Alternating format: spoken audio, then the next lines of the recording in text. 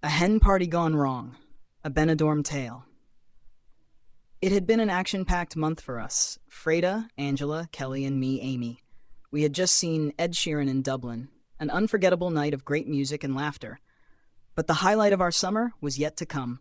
A holiday in Benidorm to celebrate Angela's upcoming marriage to Jeff. We'd been looking forward to this trip for months. The night before our flight, we had a small get-together with Chinese takeout. Excitement buzzed through the air as we chatted about our plans. We'd booked a red-eye flight from Belfast, so we gathered at my house, bleary-eyed but enthusiastic. The taxi arrived at 3 a.m., and by 6 a.m. we were airborne, bound for the sun-soaked shores of Spain. We started our holiday as any group of excited girls would, with a few drinks at the airport bar. Spirits were high, and the laughter was non-stop until our plane was announced. We boarded in typical hen party fashion, ready for adventure. But as always, there's someone who takes it a bit too far. This time it was Freda, knocking back shots like they were mouthwash. Unfortunately, her overindulgence resulted in a messy situation in the plane's central walkway. The stewardess cleaned up while Freda apologized profusely. A less than ideal start to our holiday. Landing in Alicante, the blazing sun greeted us, instantly lifting our spirits. We took a transfer to our hotel in Benidorm, feeling the vibe shift into holiday mode. After a quick shower and change, we headed to the pool bar, where music pumped and the drinks flowed. We spent the afternoon basking in the sun, splashing around in the pool, and enjoying each other's company. By 6 p.m., we retreated to our rooms to get ready for an evening of dining and dancing.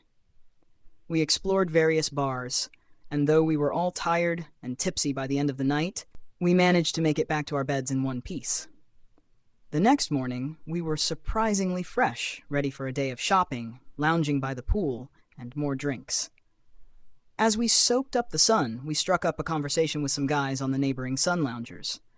However, Freda was already a nuisance, having started drinking early. By 11 a.m., she was quite drunk. We urged her to drink water, but she didn't listen, and we continued to enjoy our day, despite the heat and alcohol consumption taking its toll. As evening fell, things took a turn for the worse. Freda, drunk as a skunk, fell outside a club. Kelly and I had to lift her under the arms and drag her back to the hotel, missing both her shoes and with her feet black from the streets. She was a mess, and we did our best to put her to bed with some semblance of modesty intact. Exhausted and frustrated, we left her in the room and returned to the club to salvage what was left of our night. Kelly, Angela, and I left the club in high spirits. As we walked back to the hotel, a bunch of guys were arguing loudly. We passed them quickly, not wanting to get involved. Suddenly, a very drunk guy bumped into Kelly. She lost her balance and got her high heel stuck in a grate, leading to a nasty fall. Angela and I rushed to help her. When we picked her up, she started screaming. Her foot was pointing the wrong way. It was clear she had done real damage. A passing policeman radioed for an ambulance. By the time it arrived, Kelly was quite drunk and not fully aware of the severity of her injury, but Angela and I knew it was bad. The ambulance driver looked nearly sick at the sight of her twisted foot. They rushed her to A&E, and we followed in a taxi, leaving Freda snoring back at the apartment. At the hospital, Kelly was taken in as a priority due to the seriousness of her injury. We waited anxiously for hours until a doctor finally explained that she had broken her ankle in 5 places and would need extensive surgery. They had reset the bones and put her in a temporary cast, but couldn't operate with alcohol in her system. We would have to come back the next day. We returned to the apartment exhausted. Freda woke up as if nothing had happened and asked, "Did Kelly not come home? She's not in our room."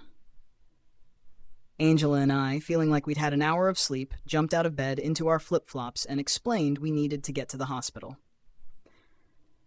In the taxi, we told Freda about the previous night and how she had been an absolute disgrace. Kelly's foot was in a bad way. At the hospital, we asked for Kelly Peterson and waited another 10 minutes before a doctor told us she was just out of a 5-hour surgery. Her leg had been pinned in 5 places. It was a very nasty injury, but they had managed to fix it. She would be off her feet for about a year. We were allowed to see her an hour later. In the orthopedics ward, Kelly was fast asleep. Her leg in a plaster cast elevated by a traction system, with metal pins coming out of her toes connected to a metal plate. We burst into tears at the sight, realizing how drastically her life would change. Kelly woke up confused, looking at her casted foot and the pins. She started crying as we explained what had happened. The nurse reassured us that the pins in her toes were to prevent any movement during the crucial healing time. Kelly was in and out of consciousness, but the nurse said she would need at least 2 weeks before she could be discharged. We were scheduled to fly home the next day. We spent the next 2 days at the hospital, bringing Kelly treats and trying to lift her spirits. Just before we left, Jeff arrived and was shocked at the sight of her injuries. He stayed by her side, demonstrating why they were getting married. He booked a private villa with a pool for a brief holiday before they both traveled home. Back in Belfast, Kelly was so happy to be home. We propped up her leg with pillows and watched Netflix, letting her healing begin. A few days later, a UK doctor confirmed that the Spanish doctors had done a good job. Kelly needed a cast change, and she was sent on her way. Despite her injuries, Kelly's wedding went ahead. She walked down the aisle on crutches, refusing to let it ruin her day. The Benidorm holiday had ended in disaster, but it had also shown us the strength of our friendship and the resilience of our spirits.